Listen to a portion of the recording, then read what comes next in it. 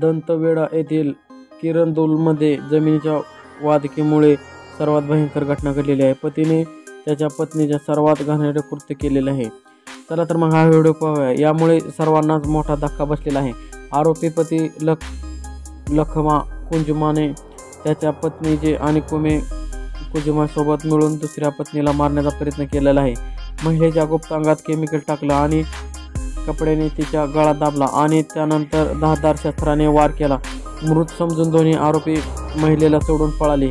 पोलिसांनी माहिती मिळाल्यानुसार 11 ऑगस्ट रोजी महिलेनं तक्रार दाखल केली। जेव्हा ती 9 ऑगस्ट रात्री घरात एकटी झोपली होती तेव्हा अज्ञात व्यक्तीने तिच्यासोबत घाणेरडे कृत्य केलं। आरोपीने स्वतःला निर्दोष करण्याचा प्रयत्न केला।